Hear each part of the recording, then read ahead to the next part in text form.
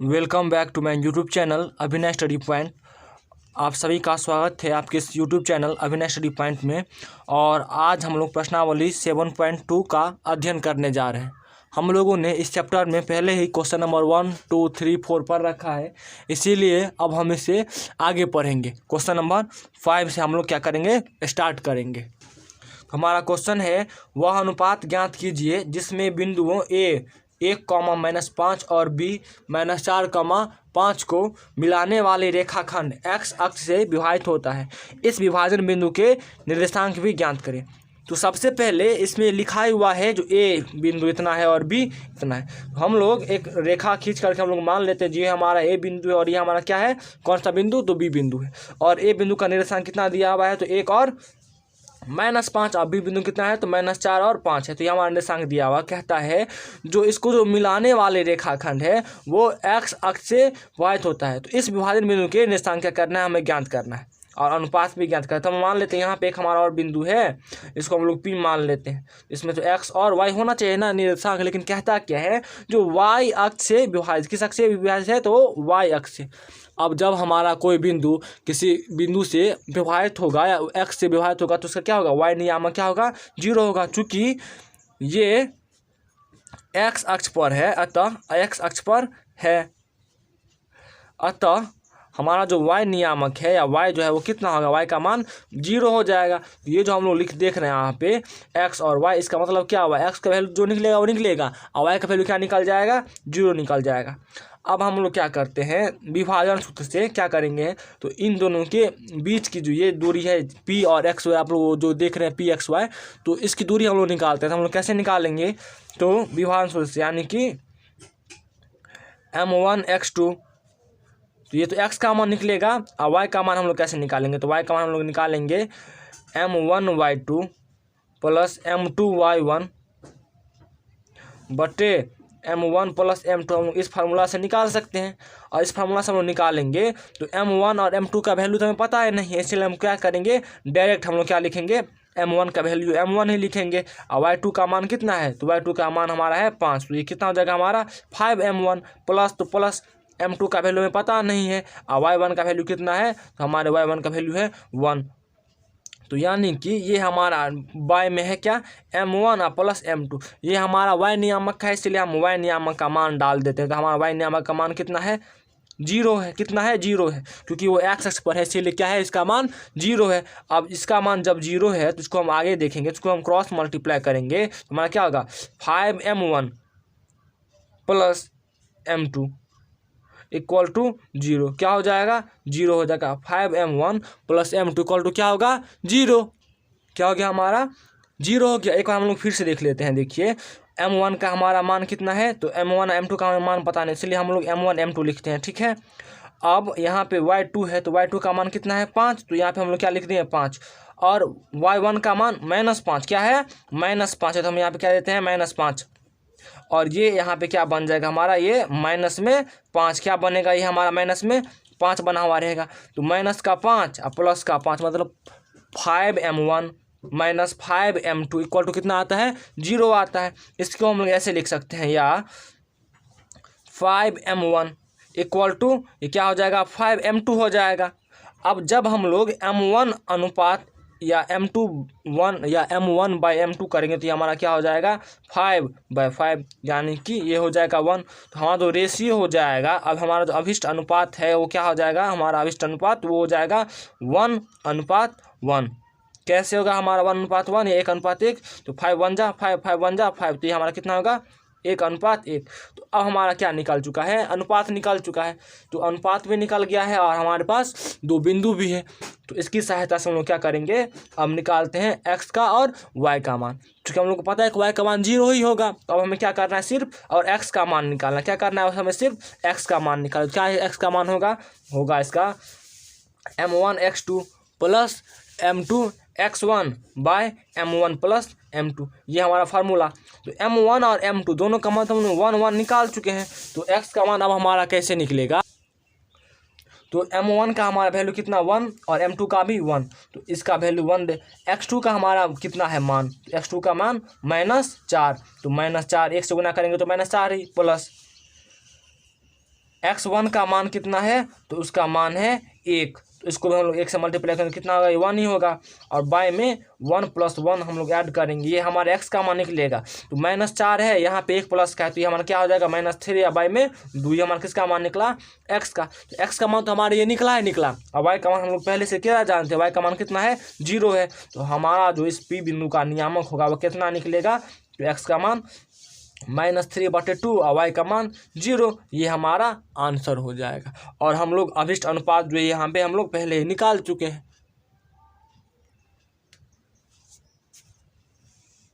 हमारा अगला सवाल क्या कहता है, यदि बिंदु 1,2 4y x 6 और 3 5 इसी क्रम में लेने पर एक समांतर चतुर्भुज के शीर्ष हो तो x और y का मान ज्ञात करें। तो हम लोग पहले क्या करते हैं, एक हम लोग चित्र बना ही लेते हैं, किसका, तो समांतर चतुर्भुज का।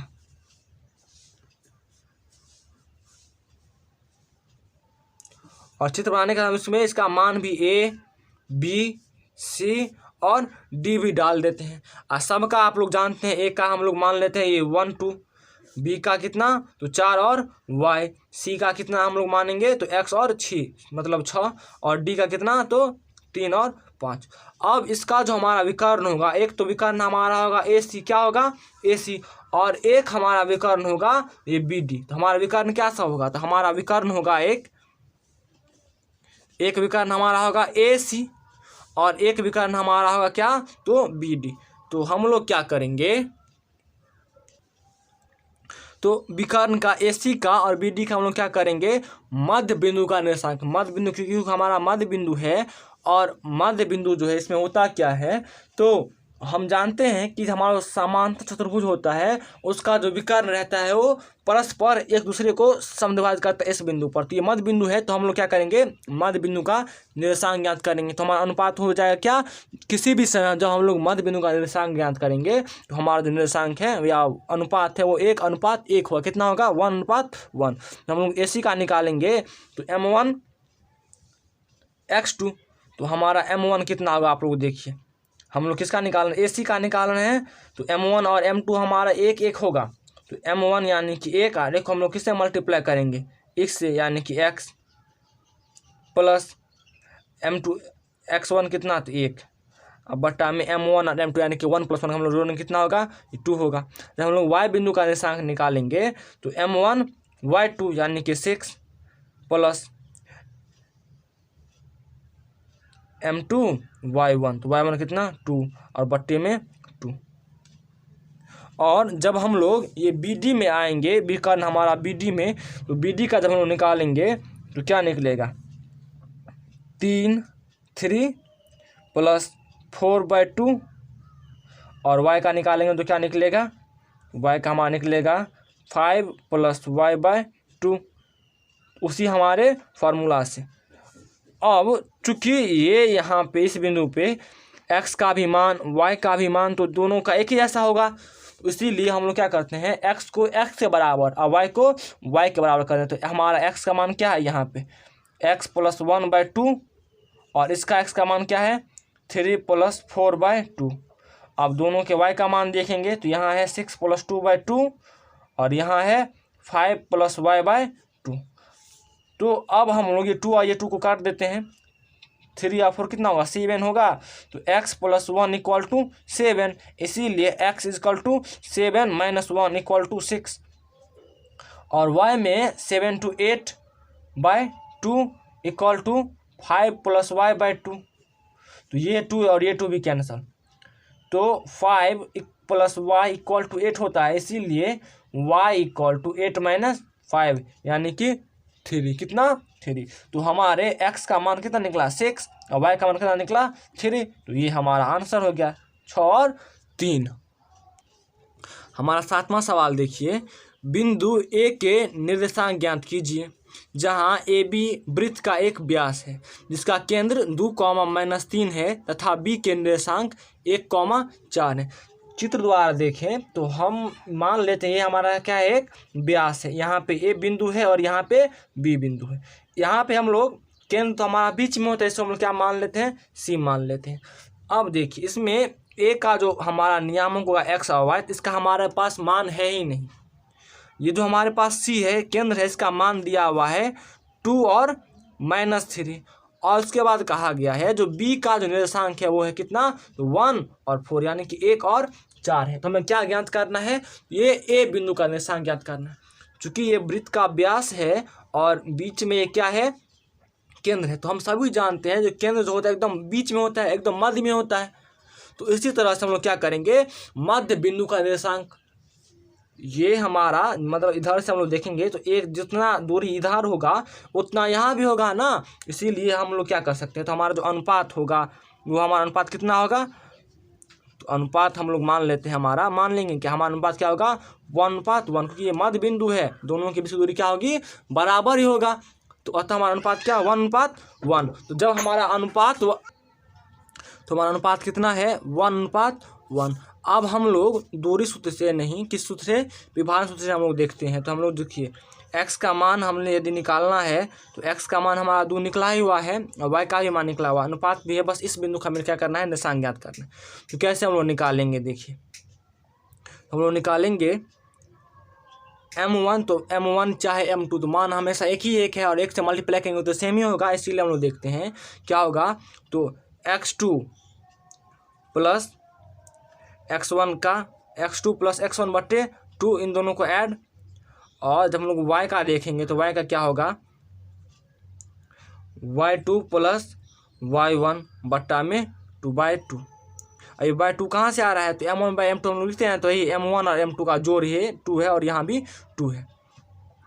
अब 1 को हम लोग x का मान देखिए यहाँ पे कितना है 2, यानी कि 2 बराबर 1 जोड़ x बट्टे 2, और यहाँ पे -3y का मान, तो -3 बराबर 4 प्लस y बट्टे 2। अब हम लोग क्या करते हैं, तो क्रॉस मल्टीप्लिकेशन कर लेते हैं, तो 1 + x = 4, और यहाँ हमारा क्या हो रहा है 3 × 2 = 6, यानी कि 4 + y = -6,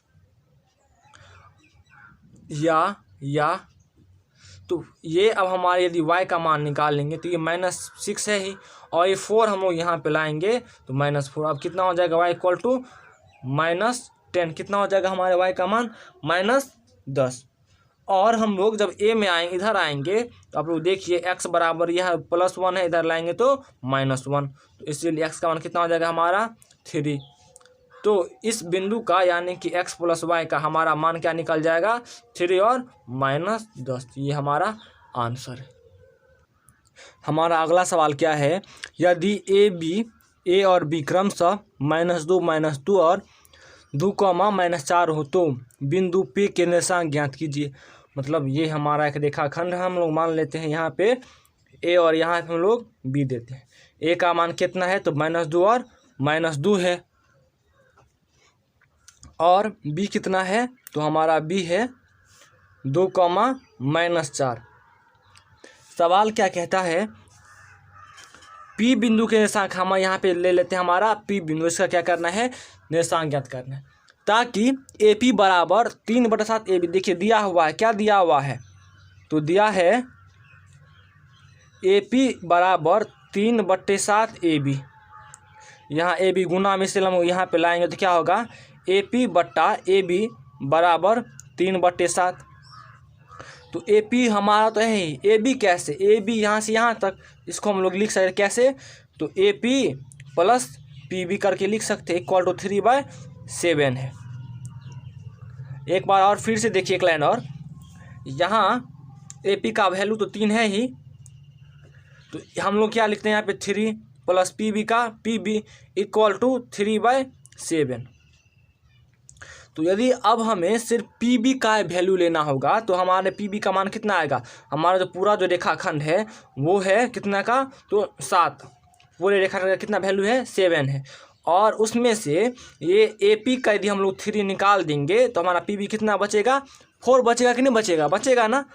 या आप लोग ऐसे ही देख लें, क्रॉस में हम लोग मल्टीप्लाई करेंगे तो AP या 7AP, AP को हम लोग 7 से मल्टीप्लाई क्या होगा 7AP, और 3 × 3 = 9, यानी कि ये जो हमारा 3 है, ये कौन है 3, ये हमारा AP ही है, तो AP को हम लोग 3 से गुना कर मल्टीप्लाई करेंगे तो क्या होगा 3AP, और ये प्लस में 3PB। तो 7AP यहाँ है और 3AP हम लोग माइनस करेंगे तो हमारा क्या होगा, ये हमारा 4AP और equal to 4AP equal to कितना होगा, 4AP इक्वल टू 3PB। और हम लोग जब अनुपात निकालेंगे किसका, AP/PB का, तो हमारा कितना हो जाएगा 3/4। तब ना हम लोग क्रॉस मल्टीप्लाई करेंगे तो ये होगा 4AP और ये होगा हमारा PB का वैल्यू कितना 3PB। हमारा अनुपात कितना आ गया, अब हमारा 3:4, यानी कि 3 हमारे M1 का मान और 4 हमारे M2 का मान। तो अब हम लोग विभाजन सूत्र से हम लोग मान निकालेंगे x और y का, यानी कि इसके x और y का मान निकालेंगे तो हमारा कैसे निकलेगा x का मान, तो M1 यानी कि M1 का वैल्यू 3 और x2, तो हमारा M1 x2 कितना है, तो हमारा x2 होगा कितना 2, तो हम क्या लिखें यहाँ पे 2 प्लस M2 तो 4 इंटू x1 कितना -2/3 + 4 यानी कि M1 + M2। और y में क्या होगा, तो y1 या x1 या सॉरी M1 तो M1 का मान 3, y2 का मान कितना तो -4 प्लस इसका M2 का मान 4 इंटू y1 का मान -2 और बाय 3 + 4, तो 3 + 4 हमारा कितना होगा 7 होगा, 3 2 जा 6 प्लस 4 2 जा 8 और यहाँ पे 3 या 4 3 जा 12 प्लस 4 2 जा 8/7। तो ये 6 में से ऐड 8 को हम लोग लेस करेंगे कितना होगा, ये हमारा -2 होगा बाय में 7 और 12 और 8 कितना होगा, ये हमारा 20 बाय में 7। तो ये हमारा कितना आंसर आ जाएगा -2/7 और -20/7। तो ये हमारा क्या निकल जाएगा निर्देशांक, यही हमारा आंसर।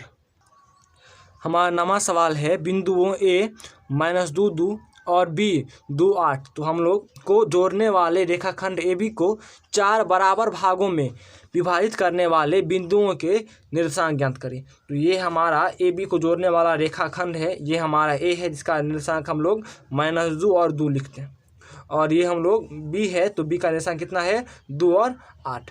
और इस रेखाखंड को 4 बराबर भाग में बांटने के लिए 1 बराबर भाग, 2 बराबर भाग, 3 और 4 बराबर भाग हुआ।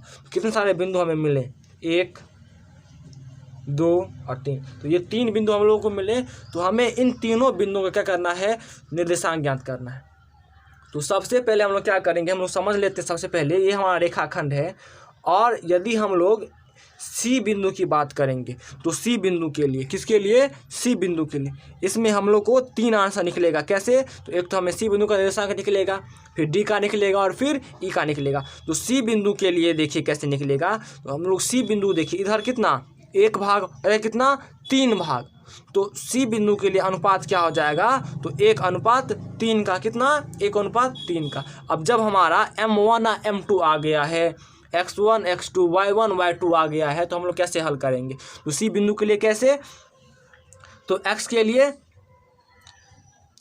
M1 into x2 plus M2 into x1 by M1 plus M2।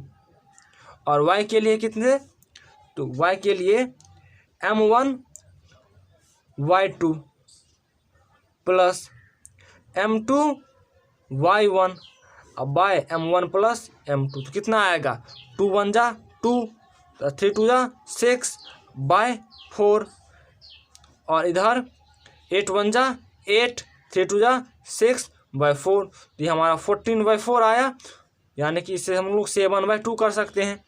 और यहाँ पे कितना आएगा -4/4 यानी कि 1, तो ये 1 -1 और ये 7/2। तो ये हमारा किस बिंदु के लिए, सी बिंदु के लिए। इसी तरह से अब हम लोग क्या करेंगे डी बिंदु के लिए, तो हमारे डी बिंदु का क्या अनुपात होगा, इधर भी कितने भाग 2 भाग, इधर भी कितने भाग 2 भाग। तो हमारे डी बिंदु का जो अनुपात होगा डी बिंदु के लिए कितना होगा, डी बिंदु के लिए तो हमारा जो अनुपात होगा M1 और M2 का वो कितना होगा 2:2 का, कितना का 2:2 का। चूँकि ये मध्य बिंदु है तो मध्य बिंदु का हम लोग निर्देशांक कैसे निकालते हैं, तो हम लोग निकालते हैं x1 x2, कैसे हम लोग निकालते हैं x1 x2, तो x1 हमारा x2 कितना होगा, x2 x1 कर लेते हैं हम लोग, तो ये 2 प्लस -2/2 और y का कैसे हम लोग निकालेंगे, तो 8 प्लस 2/2 ये हमारा मध्य बिंदु का फार्मूला ही होता है। क्या होता है, अब देखिए 2 और ये कितना हो जाएगा हमारे, ये हो जाएगा 0/2 और इधर क्या होगा, और यहाँ पे कितना होगा 10/2 यानी कि 5, तो ये हमारा 0 हो गया और ये हमारा कितना हो गया 5। इसी तरह से ई बिंदु के लिए क्या होगा, तो अब ई बिंदु के लिए, तो ई बिंदु के लिए कितना होगा, तो वो हमारा क्या हो जाएगा, ई बिंदु के लिए इधर कितना भाग लेगा 3 भाग और ये कितना भाग लेगा 1 भाग, तो ई बिंदु के लिए m1:m2 कितना हो जाएगा हमारा 3:1, कितना होगा 3:1। अब हम लोग बनाएंगे तो कैसे होगा, तो m1 और x2 प्लस m2 x1 यानी कि -2 अब बाय m1 प्लस m2, और y के लिए कैसे, तो y के लिए हमारा कैसे होगा, तो m1 इंटू y2 यानी कि 8 प्लस m2 और y1 कितना, तो 2 अब बाय m1 प्लस m2, तो ये हमारा 3 2 जा 6 अब प्लस ये -2/4 और यहाँ पे कितना हुआ 8 3 जा 24 और प्लस 2 1 जा 2/4, तो 24 2 कितना होगा हमारा 26/4 और यहाँ पे कितना होगा 4/4, तो ये हमारा 1 हो गया x का वैल्यू, और y का हमारा कितना होगा, और हमारे y का हम लोग इसको डिवाइड करेंगे तो 13/2, तो एक हमारा आंसर ये, एक ये और ये एक ये, तो ये हमारा यहाँ पे सवाल होता है ख़त्म। हमारा 10वां और अंतिम सवाल क्या है, एक समचतुर्भुज का क्षेत्रफल ज्ञात कीजिए जिसके शीर्ष इसी क्रम में 0 या 3 0 4 5 -1 4 और -2 -1 है। तो इसका हल हम लोग क्या करेंगे, सबसे पहले हम लिख लेते हैं, माना कि इसी क्रम में A B C D हम लोग लिख लेते हैं, तो माना कि A कितना 3 0, B कितना तो 4 5, C कितना तो -1 और 4 और D हमारा कितना, तो हम लोग D को कितना मानेंगे -2 और -1 है, तो हम लोग ये मान लेते हैं। और हम क्या ज्ञात करना है, हमें समचतुर्भुज का क्षेत्रफल क्या ज्ञात करना है, समचतुर्भुज का क्षेत्रफल। तो हमारे समचतुर्भुज का क्षेत्रफल बराबर क्या फार्मूला होता है, तो हमारा फार्मूला होता है 1/2 इंटू विकर्णों का गुणनफल, विकर्णों का गुणनफल।